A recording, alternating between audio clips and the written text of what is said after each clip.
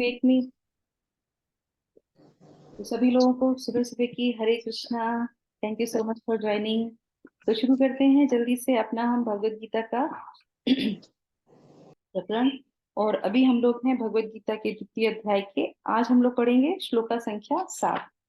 तो शुरू करते हैं। नहीं, 8। तो 7 ही है, हाँ ठीक है। सात 7 सात। है। और प्रार्थना शुरू करते हैं। ओम नमो भगवते वासुदेवाय। ओम नमो भगवते वासुदेवाय।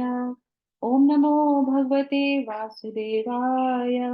ओम अज्ञानतिमिरान्धस्य ज्ञानाञ्जनशलाकया चक्षुरुन्मीलितं येन तस्मै श्रीगुरुवे नमः। नमो विष्णुपादाय कृष्णापृष्ठाय भूतले श्रीमते भक्तिवेदान्त स्वामिन् इति नामिने। नमस्ते सारस्वते देवे गौरवाणी प्रचारिणे निर्विशेषा शून्यवादी पाश्चात्य देश तारिणे। जय श्री कृष्ण चैतन्य प्रभु नित्यानंदा श्री अद्वैत गदाधर श्रीवासादि गौर भक्त वृंदा। हरे कृष्णा कृष्णा कृष्णा हरे हरे, हरे रामा राम राम हरे हरे। जगत गुरु श्रील प्रभुपाद की जय। भगवत वाणी भगवत गीता जी की जय। गुरु महाराज की जय। तो पिछले श्लोक में हमने क्या देखा था कि अनिर्णय वाला जो है उन्होंने अपना एक कारण प्रस्तुत किया। तो पांचवा कारण क्या हो गया? अनिर्णय। और अब जो है ये जो आज हम श्लोका ले रहे हैं, श्लोका संख्या 7, ये बहुत इंपॉर्टेंट श्लोका है। सभी इंपॉर्टेंट श्लोका है भगवत गीता के।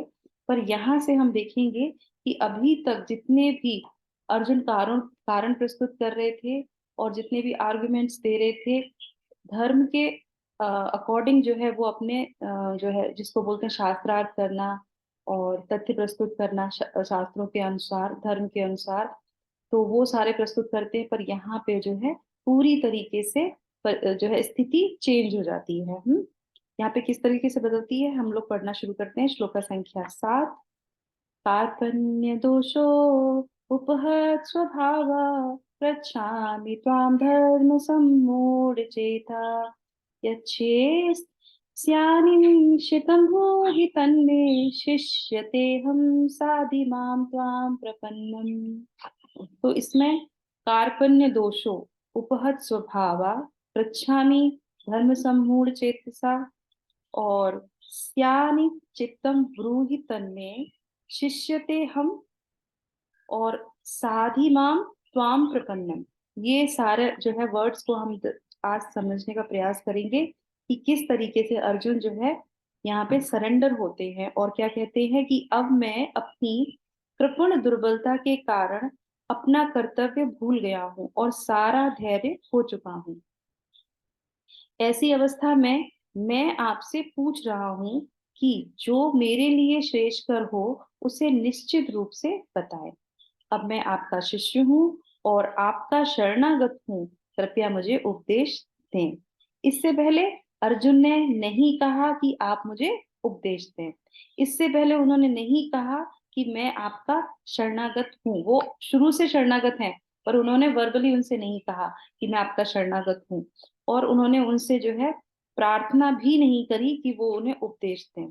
तो फर्स्ट लर्निंग, जब तक कोई शरणागत ना हो और जो है आपसे जो है शिक्षा ना मांगे और आपसे सहायता ना मांगे, तब तक जो है बिना वजह किसी को भी सलाह मशवरा नहीं देनी चाहिए।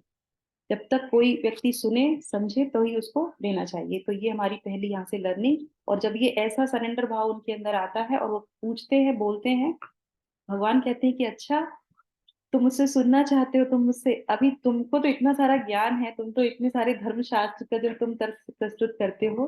तो अर्जुन कहते हैं कि नहीं, मैं तो आपका शिष्य हूँ। तो इस तरीके से वो अपने आप को शिष्य यहाँ पे बोलते हैं। तो आइए देखते हैं प्रभुपाद ने तात्पर्य में हमें क्या समझाया है। कौन पढ़ेगा तात्पर्य? हरे कृष्णा, जल्दी से फटाफट। हरे कृष्णा, टाइम बहुत कम है हमारे पास। पढ़ूं मैं? हाँ ये, बहुत बड़ा है। हाँ पढ़ लीजिए, आप पढ़ लीजिए, पूरा पढ़ लीजिए फटाफट। आधा पढ़ लीजिए नहीं तो। तात्पर्य जगत गुरु शिला प्रभुपाद की जय। यह प्राकृतिक नियम है कि भौतिक कार्यकलाप की प्रणाली ही हर एक के लिए चिंता का कारण है। पग पग पर उलझन मिलती है, अतः प्रामाणिक गुरु के पास जाना आवश्यक है, जो जीवन के उद्देश्य को पूरा करने के लिए समुचित पथ निर्देशन दे सके।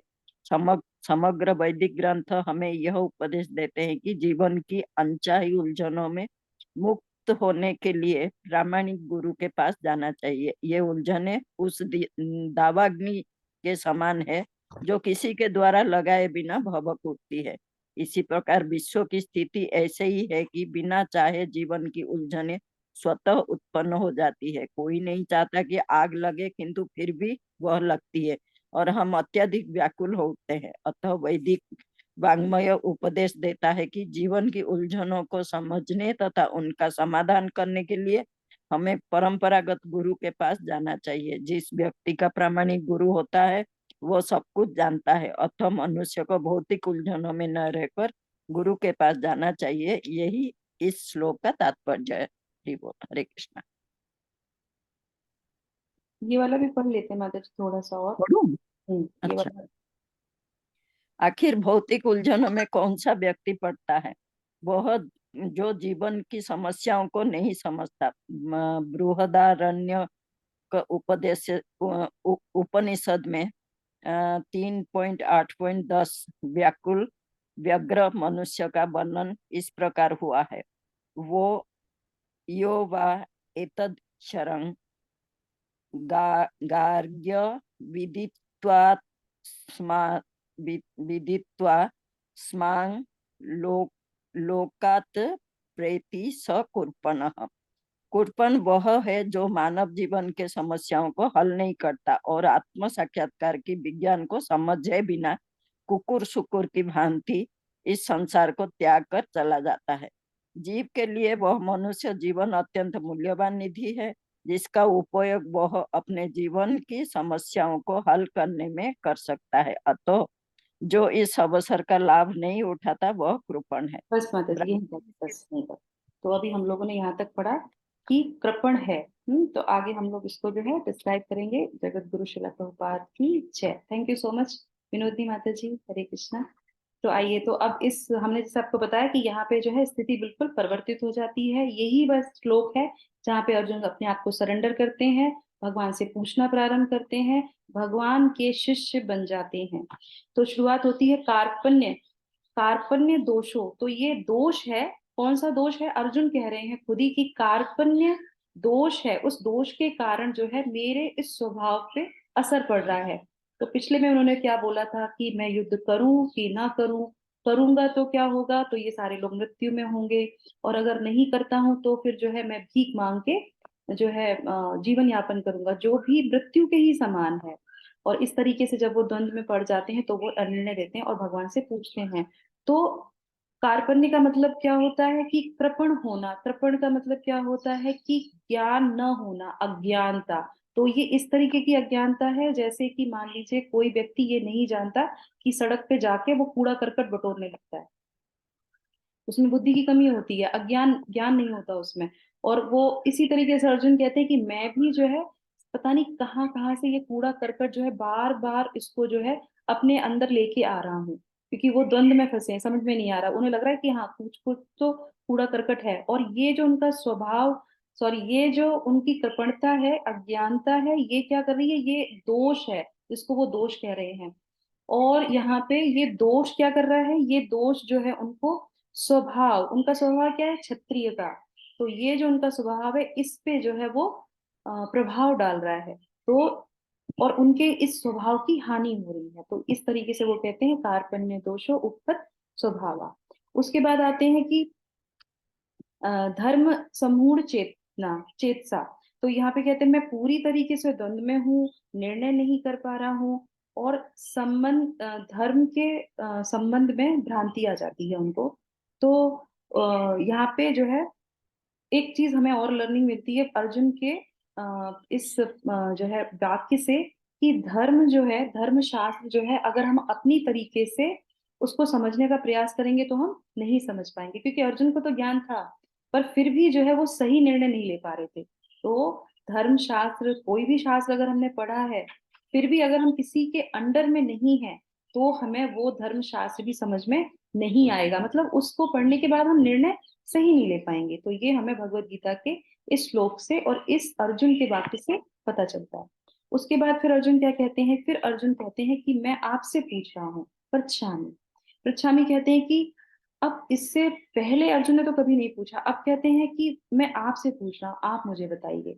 तो फिर जो है अब जो है ज्ञान की बात यहाँ पे आती है, और पूछने की बात जब यहाँ पे आती है, तो प्रश्न करने की बात। तो श्रीमद् भागवतम के 16 हाँ 10वें स्कंद के पहले ही जो है अध्याय में आता है। सुखदेव गोस्वामी कहते हैं कि जब कोई व्यक्ति प्रश्न करता है, वो भी कृष्ण के बारे में हो या कृष्ण से संबंधित हो, तो 3 लोगों का फायदा होता है। कौन कौन से वो 3 लोग होते हैं? जो प्रश्न करता है, उसका भी क्या होता है? शुद्धिकरण होती है, अगर वो किससे संबंधित है? कृष्ण से संबंधित है। और जो व्यक्ति उसको बोलता है, मतलब उसको सॉल्व करता है, उसके प्रश्न का उत्तर देता है, तो उसके भी जीवन में क्या होता है? शुद्धिकरण होता है। और जितने भी उपस्थित वहां पे लोग होंगे, जो ये वार्ता को सुनेंगे, प्रश्न उत्तर को सुनेंगे, तो उनका भी जीवन क्या होगा? शुद्ध होगा। तो लर्निंग नंबर 2, हमें हमेशा शास्त्रों को पढ़े, गुरु के सानिध्य में हो, तो हमें ऐसे प्रश्न पूछने चाहिए जिससे हमारा भी उद्धार हो, दूसरे का भी उद्धार हो, और जितने उपस्थित वहां पे हो वो सब से कनेक्ट हो। सिर्फ सिर्फ सिर्फ सिर्फ अपने बारे में नहीं पूछना चाहिए। तो ऐसे प्रश्न जो है परीक्षित महाराज सुखदेव गोस्वामी से पूछते हैं, जिसके कारण जो है हमें श्रीमद् भागवतम मिलता है। और अर्जुन जो ये पूछ रहे हैं प्रश्न, जिसने पहले जितने भी हमने एक चैप्टर पढ़ा है, वो सारी समस्याएं हैं, और उसी के कारण हमें भगवत गीता मिली है। तो यहाँ पे ये हमें एक लर्निंग और मिलती है। उसके बाद जो है वो कहते हैं, यच्छा स्थानी सयानिश्चितम भूरि तन्मे, मेरे लिए जो कल्याणकारी हो उसको निश्चित रूप से बताएं। निश्चित का मतलब क्या है? कि अब वो सुनना ही चाहते हैं, और जो भी वो बताएंगे वो उनको एक्सेप्ट करेंगे। पर भगवान क्या कहते हैं कि अच्छा, तुम बोल रहे हो कि निश्चित रूप से बताओ, मतलब आपको बताना ही पड़ेगा। तो इतनी देर से मैं नहीं बोल रहा था कुछ, तो मैंने तुमको बोला था, मैंने डांट भी लगाई थी कि तुम जो है किस तरीके से नपुंसकों जैसी बातें कर रहे हो। इनडायरेक्टली भगवान जो है उनको बोलते थे बीच में। पर अर्जुन जो और कहते, तुम तो इतने धर्मशास्त्री हो, तुम तर्क करोगे, और तुम मेरे मित्र हो, तुम क्यों सुनोगे? तुम्हें तो खुद ही इतनी सारी नॉलेज है। तो यहाँ पे भगवान उनको ऐसा बताते हैं, बोलते हैं। तो अर्जुन कहते हैं कि नहीं नहीं। अब फिर वो शब्द लेते हैं क्या? शिष्य ते हम, मैं आपका शिष्य हूँ। तो यहाँ पे शिष्य के शब्द से वो शरणागति करते हैं। और फिर वो कहते हैं कि साधिमाम।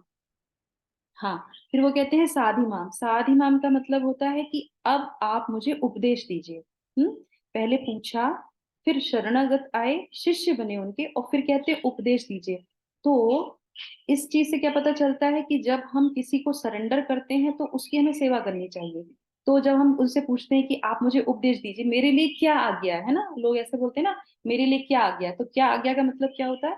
कि आप मुझे अब कार्य बताइए, मुझे करना क्या है। तो अर्जुन को तो, हम लोग को तो पता ही है कि अर्जुन को क्या कार्य करना है, और भगवान तो इसी वेट कर रहे थे इस समय का कि वो बोलें और मैं उनको कार्य बताऊं। तो वो कहते हैं कि ठीक है, तो तुम अब पूछ रहे हो, तो फिर मैं तुम्हें उपदेश दूंगा। और उसके बाद फिर जो है, फिर वो लास्ट में जो है वो कहते हैं कि अगर तुमने नहीं माना, नहीं सुना, और अगर मैंने बोला और फिर तुमने उसको इनकार कर दिया, तो फिर वो कहते हैं लास्ट में, त्वाम प्रपन्नम, मैं आपकी शरण ले रहा हूँ। और जब हम ये सरेंडर भाव हमारे अंदर आ जाता है, तो जो हमारे गुरु हैं, जो हमारे स्पिरिचुअल मास्टर हैं, या जिसको भी हम सरेंडर करते हैं भगवान के, जो परंपरा के अंतर्गत जो भी आते हैं, तो उसका हमें कार्य करना चाहिए। उनकी बातों को बिल्कुल भी ऐसे लेना चाहिए कि अब ये जो है सबसे सर्वोपरि है। इससे पहले अभी हम लोग लीलामृता पढ़ रहे थे, तो उसमें ये प्रकरण चल रहा था कि प्रभुपाद के द्वारा लिखित ये पुस्तकों को जो वितरण करता है, तो प्रभुपाद सबसे ज्यादा उससे प्रसन्न होते हैं। तो हमें ऐसे कार्य को चुनना चाहिए, ऐसी सेवा करनी चाहिए। गुरु हर हर समय आपके साथ नहीं रहता, पर उसके वाणी का सुनना और उसको पूरा करना ही वो जो है उनकी सेवा करना होता है। तो यहाँ पे उनकी वाणी को जो है एक्सेप्ट करेंगे अर्जुन, और कहते हैं कि मैं आपकी शरण ले रहा हूँ। तो इसका आगे का थोड़ा सा हिस्सा और है कि किसको बोला जाता है कृपण व्यक्ति। तो प्रभुपाद ने बहुत अच्छे से इसमें समझाया, तो मैं नहीं चाहती कि मैं शॉर्ट फॉर्म में आपको समझाऊं। तो ये हमारे लिए बहुत अच्छी लर्निंग है। और सबसे पहले एक आया था उसमें वाक्य, परपोट में कि ये जो पूरा संसार है ये दावानल अग्नि में जो है भभकता रहता है। मतलब ये जो हमारे अंदर अज्ञानता आती है, ये ऐसी ही नहीं है कि हम उसको जान के बुलाते हैं, नहीं। जो भी इस संसार में आता है उसके अंदर ये सारी समस्याएं आती ही आती हैं। हमें कितना भी ज्ञान हो पर हम कहीं ना कहीं फंसते हैं, रुकते हैं, दुखों में पहुंचते हैं। और उसका कारण क्या है, तो वो कारण जो है हम अगले सत्र में आपको बताएंगे, क्योंकि ये बहुत इंपॉर्टेंट श्लोक है। यहाँ से जो है चेंज होती है चीजें, तो वो हम आपको थोड़ा सा और डीपली समझाएंगे और शिक्षा देंगे। और फिर हम लोग उसके बाद आगे बढ़ेंगे और फिर जो है भगवान 11वें श्लोक से जो है भगवान पूरी तरीके से हम लोगों को भगवत गीता सुनाने के लिए तैयार हो जाएंगे। तो अर्जुन के माध्यम से हमें भगवत गीता समझने को मिलती है। तो चलिए, रियल प्रॉब्लम ऑफ लाइफ, ये सारी चीजें हम लोग डिस्कस करेंगे। तो जगत गुरु शिला प्रभुपाद की जय, भगवत वाणी भगवत गीता जी की जय। हरे कृष्णा। और अगर इससे संबंधित किसी का प्रश्न हो, पूरा परपोट आप लोग पढ़ लीजिएगा। इससे संबंधित अगर किसी का भी प्रश्न होता है तो हम लोग मंडे को ले लेंगे, ठीक। चलिए, अब हम आगे आते हैं जगन्नाथ जी की कथा पे। तो जगन्नाथ बलदेव सुभद्रा माई की जय, सुदर्शन चक्र की जय, पुरुषोत्तम क्षेत्र जगन्नाथपुरी धाम की जय। तो कल हम लोगों ने जाना था कि किस तरीके से जो है जो इंद्रदुम्न राजा था, वो जो है लौट के आता है। कहाँ से लौट के आता है? वो लौट के आते हैं, 6:30 तो हो गए। वो लौट के आते हैं जो है ब्रह्मा जी के पास से। तो जो स्पैन होता है ब्रह्मा जी की लाइफ का और हमारी लाइफ का, और वो जो है लोक का जो अंतर होता है, उसके अंतर्गत जो है एक क्षण, मतलब एक सेकंड में क्या होता है, कई युगास बीत जाते हैं। और जैसे ही ये जब नीचे उतर के आते हैं तो 10,000 चतुर्युग जो है बीत जाते हैं। जब 10,000 चतुर्युग बीत जाते हैं तो क्या होता है, जो वहां पे जो लोग थे वो सारे बदल जाते हैं। तो जब ये आते हैं वहां पे देखते हैं कि किसके राज्य में ये मंदिर चल रहा है, कौन यहाँ का पुजारी है, और वो वहां से उनसे बोलते हैं कि मुझसे मिलिए, मैं जो है यहाँ का पुजारी, वो मैं यहाँ का राजा हूँ। तो उस समय जो है उस क्षेत्र में जो है गल माधव के नाम से जो है राजा थे। तो वो पुजारी से पूछते हैं कि तुम किसके अंदर ये कार्य कर रहे हो, कौन है यहाँ का राजा। तो वो कहते हैं कि गल माधव के नाम से ये राजा है, इनके अंतर्गत ये जो है मंदिर चलता है। तो बोले मैं हूँ राजा, देखो मेरी वेशभूषा, मैं हूँ राजा, मैंने ये मंदिर बनवाया था। तो इस तरह से वो कहते हैं, पुजारी कहता है तुम्हारा दिमाग खराब हो गया है, तुम जो है यहाँ के राजा, वो राजा कब से यहाँ पे कर रहे हैं, और तुम यहाँ से जाओ, नहीं तो फिर जो है इस तरीके से जो है उनकी युद्ध होने लगता है उनके आपस में बातचीत में। और फिर वो जो है राजा को बुलवाया जाता है, गल माधव को राजा को बुलाते हैं। और फिर जो है उनसे भी बहस होने लगती है, बहस इतनी ज्यादा हो जाती है, वो कहते हैं मैं राजा हूँ, कहते नहीं मैं राजा हूँ। तो जब ये बहस चल रही होती है तो वहां से एक जो है राम राम की बहुत जोर से आवाज आने लगती है। जब राम राम की आवाज सुनते हैं तो वो लोग चारों तरफ देखते हैं कि ये आवाज कहाँ से आ रही है। तो वो देखते हैं एक पेड़ पे एक कौवा बैठा होता है, और वो जो है राम राम रट रहा होता है, बहुत तेज तेज से बोल रहा होता है, राम राम राम राम। तो वो एकदम से बोलते हैं कि तुम कौन हो, और ये तुम भगवान का नाम कैसे ले सकते हो, पक्षी हो कि कैसे ले सकते हो भगवान का नाम। तो वो कहता है कि मैं इसलिए ये नाम ले रहा हूँ कि तुम लोग युद्ध ना करो, तुम लोग ये आपस में जो है इतनी बहस कर रहे हो, इसकी करने की आवश्यकता नहीं है। तो वो कहते हैं कि क्यों? तो वो कहते हैं कि मैं जो हूँ कोई साधारण कौवा नहीं हूँ, मैं एक विशेष कौवा हूँ, और जो हमेशा यहाँ पे स्थित था। जब ये राजा इंद्रदुम्न जब यहाँ के राजा थे तब भी मैं यहाँ पे था, और आज ये जो गल माधव राजा हैं तो भी मैं यहाँ पे उपस्थित हूँ। तो मुझे सारी घटना मुझे पता है, मैं यहाँ का साक्षी हूँ। तो कौन था ये कौवा, कोई बता सकता है? जल्दी जल्दी। माता जी, भगवान नारायण। नारद मुनि। नारद मुनि नहीं। तो ये कौवा जो है, हम लोग राम राम कह रहा है ना, तो उससे कनेक्ट करना चाहिए। ये रामायण में कौवा एक आते हैं, कौन आते हैं वो? जटायु। काकभूषुंडी जी। जटायु। काकभूषुंडी जी। काकभूषुंडी जी, तो अच्छा, ये, काकभूषुंडी जी, यस यस यस। हाँ, तो उनको जो है ये मिला हुआ है वरदान कि वो जो है हमेशा जो है अजर अमर रहेंगे, क्योंकि वो भगवान की कथाएं सुनते हैं। तो यहाँ पे वो जो आते हैं और उनको बताते हैं कि ऐसी ऐसी बात थी, पहले ये राजा थे, ये ब्रह्मा जी के लोक में गए, वहां से आने के बाद युग परिवर्तन हो गया, चतुर्युग इतने परिवर्तित हो गए कि सब बदल गए। पर भगवान की कृपा देखिए आप, ये जो गल माधव होते हैं, ये कौन राजा बनता है आप सोचिए, 10,000 युग बीतने के बाद भी ये जो गल माधव जो राजा होता है, ये वही होता है जो कौन होता है? जो वो ब्राह्मण होता है जिसने जो है उसकी जो है ललिता से शादी की थी, ये वो ही ब्राह्मण होता है, भगवान वो ही जो है वहां का राजा बनता है। तो पिछले जन्म में, मतलब पिछले से कई जन्मों पहले वो जो है वो होता है, और इस जन्म में भी जो है वो ये कल राजा माधव बनता है, गल माधव राजा बनता है। और उसके बाद यहाँ वहां पे एक और मंत्री होता है जो वहां का प्रीस्ट बनता है, मतलब पुजारी बनता है, जो उस समय इंद्रदुम्न राजा के ही दरबार में था। उसका नाम था विष्णुचित्त। विष्णुचित्त हो गया ब्राह्मण। और ये जो राजा का जो मित्र था, ब्राह्मण था जिसने शादी की थी सबर जाति की लड़की से, वो बन जाता है वहां का राजा। तो इस तरीके से वो जब मिलते हैं तो गले मिलते हैं, क्योंकि वो उनके ही है ना, सारे उसी राजा के ही वो मित्र हैं, तो वो उनसे गले मिलते हैं और उनका संधि हो जाती है। उसके बाद फिर जो है वो जो है कहते हैं कि अब मैं क्या करूं, क्योंकि मुझे भगवान के दर्शन तो हुए नहीं, अब ये सारी चीजें हो गई। उसके बाद जो है वो कहते हैं कि नहीं, आप लोग जो है आपको जो है फिर वो जो है स्मरण करते हैं नारद जी का। फिर नारद जी जो है वहां पे उनको बताते हैं कि इस तरीके से आप जो है जाइए एक समुद्र के पास। समुद्र के पास वहां पे जाने के बाद आपको जो है लकड़ी मिलेंगी, 3 बड़े बड़े लकड़े मिलेंगी। और फिर वो अपने आप ही आपके तरफ आएंगे और आप उनको लेके आइएगा, और उसके बाद फिर भगवान का विग्रह बनाइएगा। तो इस तरीके से वो आगे चलती है कथा। वो तीनों लोग मिलके जाते हैं और समुद्र में जाते हैं, तो समुद्र में स्वतः ही वो 3 लकड़े अपने आप उनके पास आते हैं, तैरते हुए। तैरते हुए आते हैं और वो इतने भारी होते हैं, 10-10 फीट के बड़े बड़े लकड़े। तो वो जब उनके पास आते हैं तो वो उनको खींच के बाहर लेने का प्रयास करते हैं। अब वो इतने भारी होते हैं कि वो उनपे उठ ही नहीं रहे होते, खिंच ही नहीं रहे होते, 3 बड़े बड़े लकड़े। और ये 3 जो है लोग नहीं उठा पा रहे होते हैं। तो वहीं पे एक बूढ़ा सा व्यक्ति वहां पे आता है।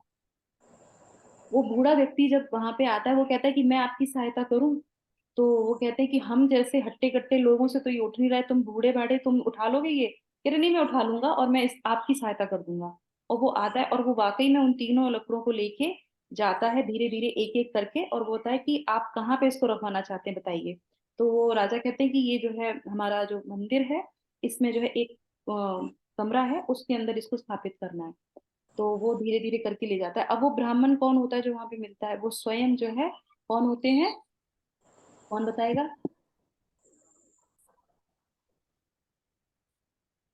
कोई बता विश्वकर्मा। सकता? हाँ, विश्वकर्मा, करेक्ट। यस, तो वो स्वयं विश्वकर्मा होते हैं। क्यों? क्योंकि विश्वकर्मा ने ही पूरा जो है सब कुछ बनाया होता है, तो विश्वकर्मा ने ही भगवान की डिटीज बनाई है। तो ये जो विश्वकर्मा होते हैं स्वयं, इसीलिए इन पे इतनी ताकत होती है। शरीर से वो बूढ़े दिख रहे होते हैं पर वो भगवान के पार्षद हैं, इसलिए उनके अंदर इतनी शक्ति है। और वो ही उन लकड़ियों को लेके उस कमरे में जाते हैं। फिर वो जो है भगवान इंद्रदम्न राजा से बोलते हैं कि आप लोग जो है अब इनके भगवान का विग्रह बनाना है। तो वो कहते हैं ठीक है, मैं बनाना प्रारंभ करता हूँ, पर मेरी एक शर्त है कि आप लोग कोई भी जो है 15 दिन तक इस कमरे में मत आइएगा। मैं दरवाजा बंद करके रखूंगा और अंदर से नहीं लॉक करेंगे, बंद करके रखूंगा, पर आप लोग कोई भी अंदर प्रवेश मत कीजिएगा। मैं शांति से भगवान का विग्रह बनाऊंगा। 14 दिन तक मुझे डिस्टर्ब मत कीजिएगा, ना खाने के लिए पूछेगा ना पानी के लिए पूछेगा। मैं अपनी सेवा करूंगा अंदर। और वो दरवाजा बंद कर देते हैं और उनका कार्य प्रारंभ हो जाता है विग्रहों को बनाने के लिए। तो शुरू के 10 दिन तक तो उसमें खटपट की, जैसे छैनी हथौड़ा जो भी चलता है लकड़ी को चीरने के लिए जो भी है, तो उनकी आवाज आ रही होती है। और वो जो है करते करते करते करते 10-11 दिन तक जो है उसमें से आवाज आती है। फिर उसके बाद जो है 12वें दिन से उसमें से आवाज आनी बंद हो जाती है। 12 दिन हो जाते हैं, जो है दूसरा 13 दिन हो जाता है। तो अब ये जो राजा होता है, क्योंकि ये बाहर ही टहलता रहता था जब उसको आवाज सुनाई देती थी, क्योंकि आप समझ सकते हैं उसकी व्याकुल था कि कितना युग बीत गए और उसको अभी तक भगवान के दर्शन नहीं हो पा रहे हैं। सब कुछ कर लिया, मंदिर बनवा लिया, जो है तलहट वहां पे जो है पर्वत पे भी होके आ गया, ब्रह्मा जी के पास भी होके आ गया, सब कुछ कर लिया। अब लास्ट चरण चल रहा है उसका कि भगवान के वो दर्शन करे। तो वो इतना व्याकुल रहता था कि वहीं पे टहलता रहता था। और जैसे ही आवाज बंद हो जाती तो वो बहुत व्याकुल हो जाता है, अपनी पत्नी से कहता है कि आवाज आनी बंद हो गई, क्या हुआ? ऐसा तो नहीं ये ब्राह्मण कहीं मर मरा गए हैं, क्योंकि ना पानी पी रहे हैं ना खाना खा रहे हैं, तो हमें देखना तो चाहिए। बोले नहीं, उन्होंने मना किया था 14 दिन तक अंदर नहीं आना है। तो उन पे व्याकुल हो जाते हैं। तो वो क्या करते हैं कि 13 दिन जैसे ही होते हैं और उसके बाद 14 दिन होते हैं, तो उन पे वेट ही नहीं किया जाता है, तो वो एकदम से दरवाजे को खोल देते हैं। और एकदम से दरवाजे को जब खोलते हैं तो उसके अंदर उनको 3 विग्रह दिखाई देते हैं। और जैसे ही वो विग्रह दिखाई देते हैं तो राजा उन विग्रहों को देख के खुश नहीं होता, वो उनको देख के जो है गिर पड़ता है जमीन पे और रोने लगता है। क्यों रोने लगता है? वो ये कहता है कि मैं इस जो है सृष्टि का सबसे दुर्भाग्यशाली व्यक्ति हूँ, क्योंकि मैंने एक तो भगवान के दर्शन नहीं कर पाए अपनी आंखों से, और आज जब उसने मुझसे बोला था ब्राह्मण ने कि दरवाजा नहीं खोलना, तो मैं इतना बेचैन हो गया कि मैंने दरवाजा बीच में खोल दिया, और विग्रह जो है अनकंप्लीट रह गए, मतलब पूरे नहीं बन पाए विग्रह। इनके हाथ नहीं बने हैं, इनके पैर नहीं बने हैं, और सुभद्रा माई के तो हाथ ही नहीं बने थे, मतलब आगे का भी नहीं, मतलब पीछे का भी नहीं, वो भी नहीं बना है। और वो कहते हैं कि मेरे एक जरा सी जो है त्रुटि के कारण जो है ये विग्रह अधूरे रह गए। क्यों? क्योंकि जब वो दरवाजा खोलते हैं तो ब्राह्मण नहीं होता है वहां पे, सिर्फ विग्रह होते हैं। तो वो कहता है कि ये तो बहुत बड़ा मुझसे अपराध हो गया, और इतना ज्यादा वो दुखी हो जाते हैं, रोने लगते हैं। वो कहते हैं कि मैं अभी इसी समय जो है अपने प्राण त्याग दूंगा, क्योंकि ये जो मूर्ति होती हैं इनको देखते, जब कोई पहली बार देखता है तो उनको यही लगता है कि ये अधूरी मूर्तियां हैं, क्योंकि पहले तो किसी ने दर्शन नहीं किया है, किसी ने भी नहीं दर्शन किया था ना। तो विष्णु चित्त ने जब देखा था वहां पे, तो क्या देखा था? नील माधव को देखा था, चतुर्भुज फॉर्म में देखा था। तो ये तो विग्रह नहीं है, तो उन राजाओं को भी पता था कि ये तो विग्रह नहीं है, ये तो भगवान के नहीं है, ये तो दूसरे विग्रह हैं, और ये पूरे नहीं है, अनकंप्लीट है। तभी वो जब इतना विलाप करता है, इतना विलाप करता है, तो उसी समय जो नारद जी वहां पे उपस्थित होते हैं। नारद जी आते हैं, उनको समझाते हैं कि आपको इतना परेशान होने की आवश्यकता नहीं है, ये जो भगवान है, ये भगवान का जगन्नाथ जी का फॉर्म है, और ये जगन्नाथ जी जो है इसी फॉर्म में है, और मैंने इनको पहले देखा है। और नारद जी भी इतने प्रसन्न होते हैं, और वो कहते हैं कि देखो अब इनका समय आ गया है दर्शन देने का, इसीलिए इन्होंने अपना ये रूप धारण किया है। तो आप ये मत सोचो कि ये अनकंप्लीट है, ये बिल्कुल कंप्लीट है। तो ये इनका ऐसा ही जो है रूप है, और इसी को ही वो पूरे जगत को दिखाएंगे, और इससे वो क्या क्या कहलाएंगे?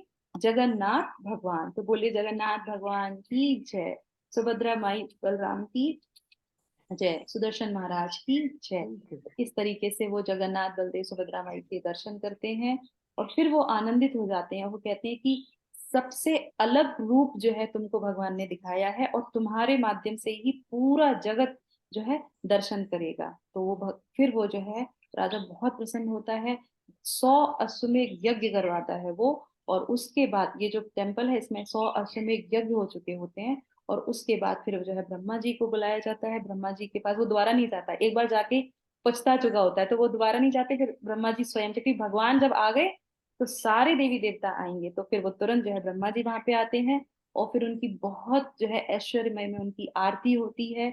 सारे देवी देवता वहां पे उपस्थित होते हैं, और उसके बाद फिर जो है राजा से इतने प्रसन्न होते हैं भगवान, इतने प्रसन्न होते हैं भगवान की उनसे जो है वरदान मांगने को कहते हैं कि मैं तुम्हारी सेवा से, तुम्हारी भक्ति से इतना प्रसन्न हुआ हूँ कि मैं चाहता हूँ कि तुम मुझसे वरदान मांगो। तो उसके बाद जो है वो 3 वरदान जो है उनसे मांगते हैं। क्या होते हैं वो 3 वरदान?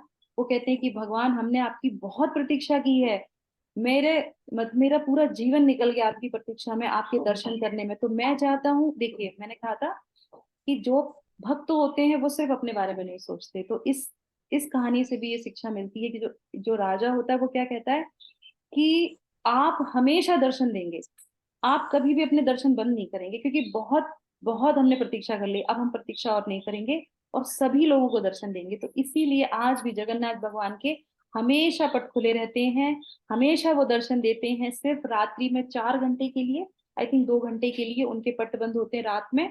और उसमें भी भगवान क्या करते हैं, जो देवता होते हैं, जो जैसे ऊपर के जो लोकों के जो देवता देवी देवता होते हैं, वो आते हैं जगन्नाथ मंदिर में, और वो रात्रि में उनके जो है दर्शन करते हैं। इसलिए जगन्नाथ भगवान को नाइट सूट नहीं पहनाया जाता, रात में भी वो अच्छे से सजे धजे रहते हैं। रात में भी उनके जो पलंग लगता है चांदी का, सोने का, और उनको रात में भोग लगाया जाता है, क्योंकि रात में भी उनकी मीटिंग चलती रहती है। पूरे दिन वो सब लोगों को दर्शन देते हैं, और रात्रि में वो जो है देवताओं को देते हैं।